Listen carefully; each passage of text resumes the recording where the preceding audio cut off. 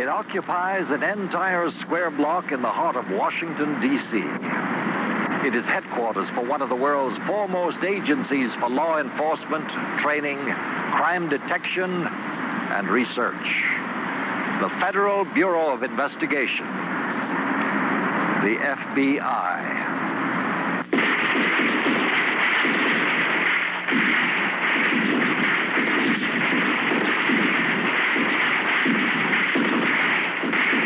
For FBI agents, proficiency in the use of firearms is a tradition that began over 50 years ago under the personal supervision of the Bureau's then director, J. Edgar Hoover.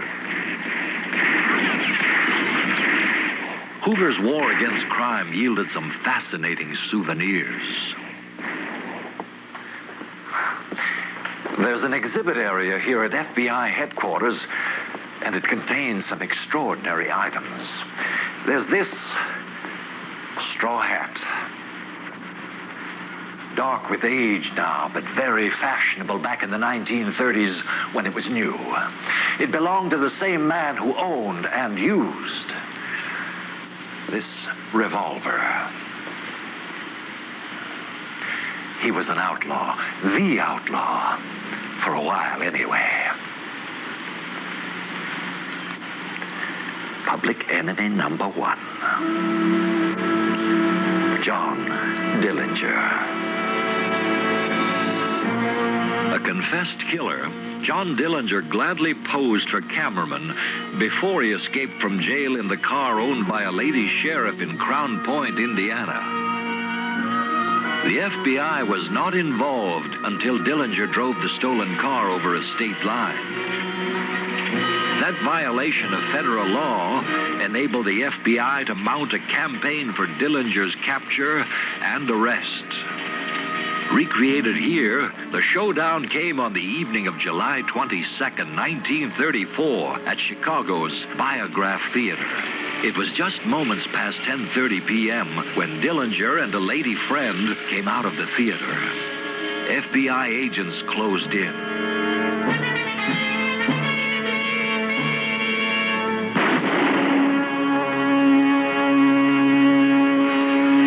Dillinger was a popular figure. The end of his criminal career was hardly cause for sorrow in Chicago. The death of Dillinger provided press and newsreel photographers with a grisly subject and reinforced the FBI's growing reputation as a law enforcement agency. This is John Dillinger's death mask. He'd made a fatal mistake. He'd drawn a weapon against agents of the FBI. Dillinger's death marked the beginning of the end of America's gangster era. Today, the FBI has transformed the techniques of science into tools for crime detection.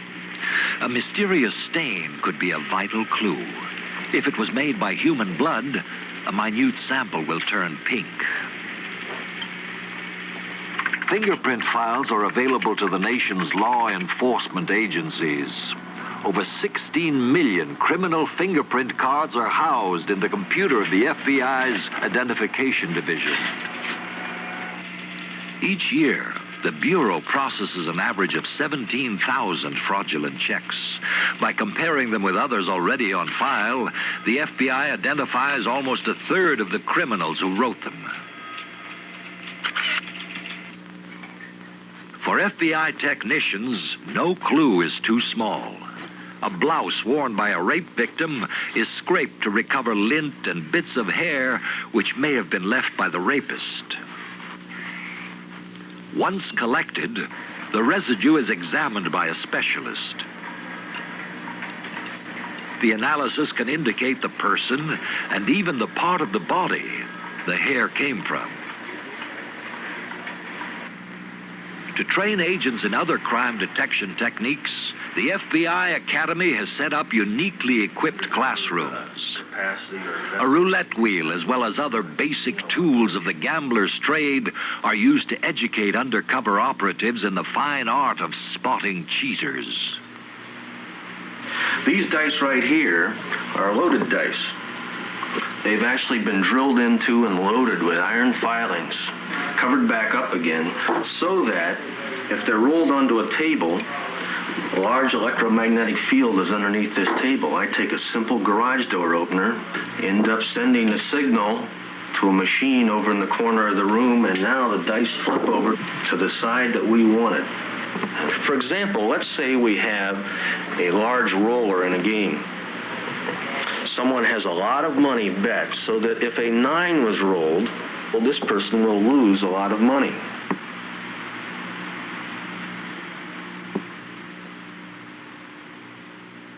There seems to be no end to criminal ingenuity. It's quite an arsenal. There are over 4,000 hand and shoulder weapons stored here. Some are rather unusual. This cane is really a shotgun.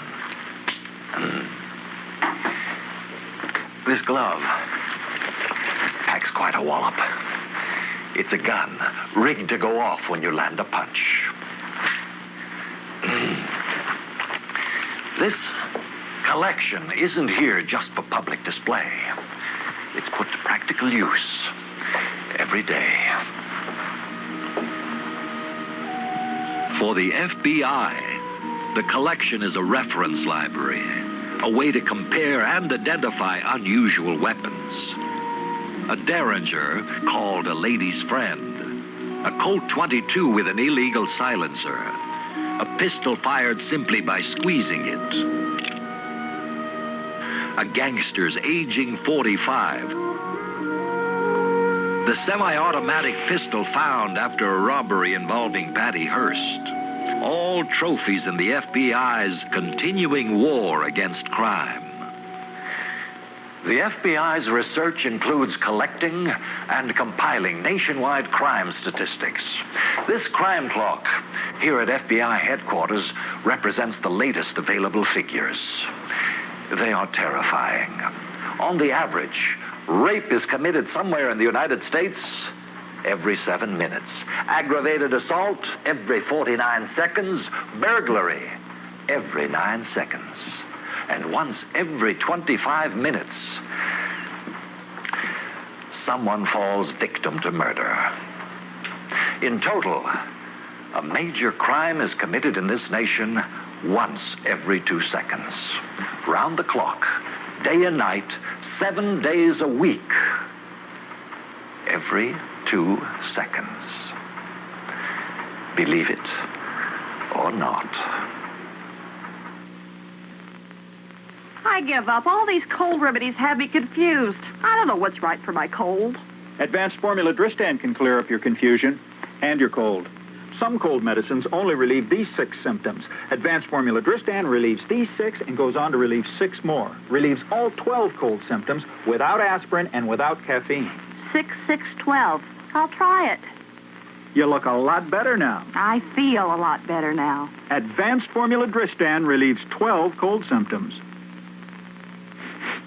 Katie, what have you done to my house? What's wrong? Nothing's wrong. It's never smelled this clean before. That's the Pine Sol signal. That fresh scent tells the world your house is more than clean. How come? Pine Sol does more than just clean.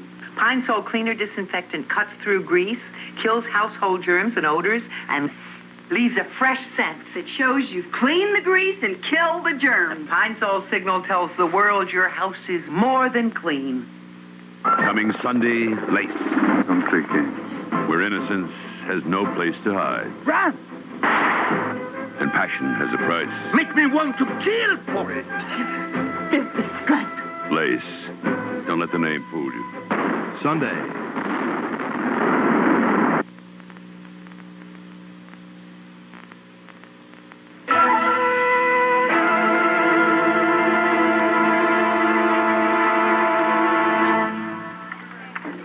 The office. There's more going on here than meets the eye. What you see are people at work, at their typewriters, adding machines, computers, all of it designed to move paper from one desk to another. But that's all on the surface. Behind this facade of conformity, there usually lurks an emotional minefield. They can influence the smooth functioning of an organization. There's a junior executive who lusts after a corner window, a secretary scheming for a promotion, an office runner who wants to move up a step in the pecking order, or a long-time employee concerned about his future. How well a corporation runs depends a great deal on the quality of managers who can handle the social order or disorder of their office. In Japan, the pressure to succeed in business is so intense that some companies send their executives to spend 13 days in a corporate version of basic training. Tuition in management training school near Tokyo is paid by their companies, and the future of each participant who turns in a business suit for a nondescript school uniform will be determined by performance. To pass, the trainees must survive an ordeal that would meet the approval of a Marine Corps drill instructor.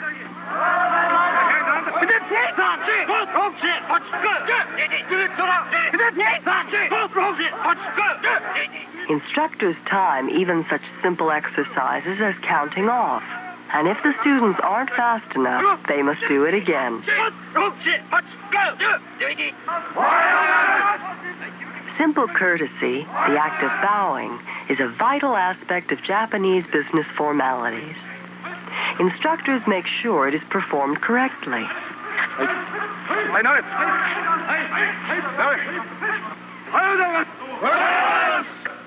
To develop forceful speech, trainees must even practice saying the Japanese word for yes.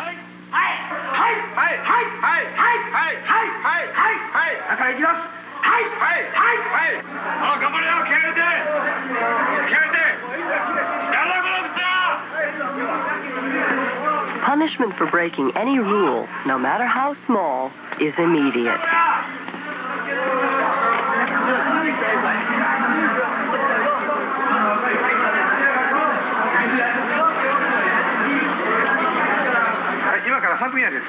Plucked from a jumble on the floor, these are not ordinary ribbons. They are called badges of shame, and each trainee must wear 17 of them. Each badge denotes specific faults to be corrected. To remove them, trainees must achieve perfection in such skills as writing reports and proper telephone manners. To win an argument, you can be right or you can be loud. As instructors watch, trainees must practice how to be both by shouting the school's slogans at each other.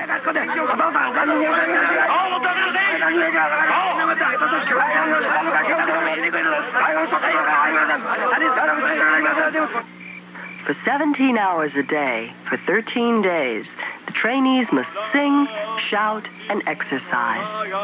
This particular song must be memorized and then performed alone in a situation designed to be as embarrassing as possible, in a public bus station.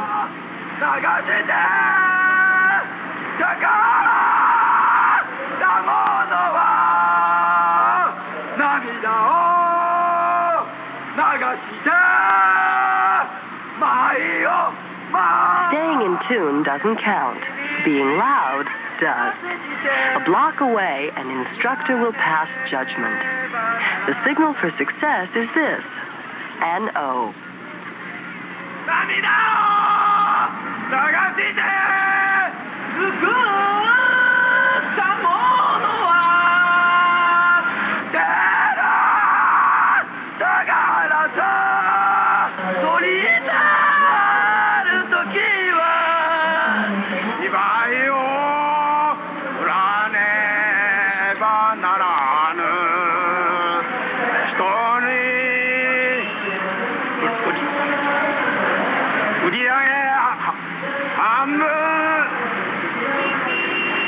The signal for failure is an X.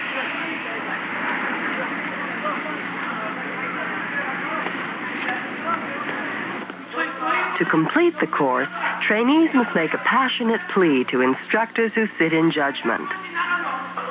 Each speech has the same title, My Ambition.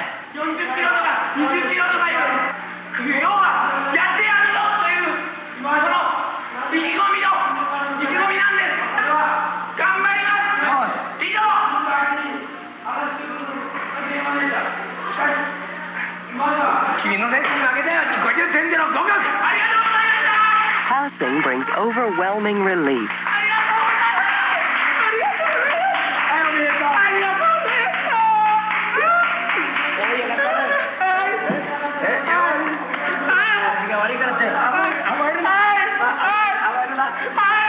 The successful completion of the course is a springboard to promotion.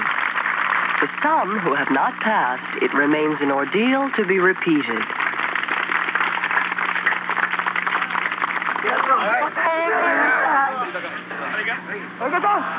For graduates, this moment is as much a relief as it is cause for celebration.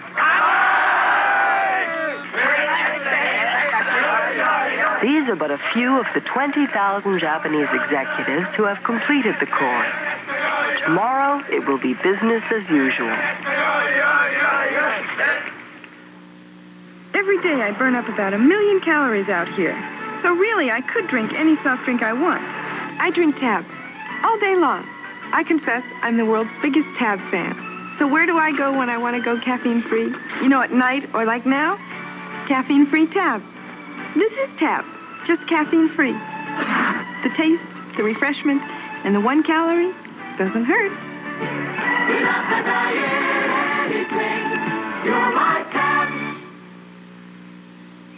Bet you're glad your brother finally went away to school. Yeah. You get his room, his bike, and everything. What a deal. Yeah. And just think, nobody will call you Peeper anymore. Yeah. David, your brother's on the phone. He wants to talk to you. Right? Me? Oh, boy. Hi, Dad. Hey, Peeper. How you doing, kid? When a faraway voice sounds as close as you feel, that's reach out and touch someone. That's AT&T. A barefoot burglar was identified and convicted because he left toe prints at the scene of the crime. Believe it or not. Thursday, meet Flushing Miss Americas when Bert Parks reveals some goose from the famous pageant on life's most embarrassing moments. Then it's an hour of zany comedy on the all-new Dame DeLuise and Friends. Now stay tuned for Three's Company.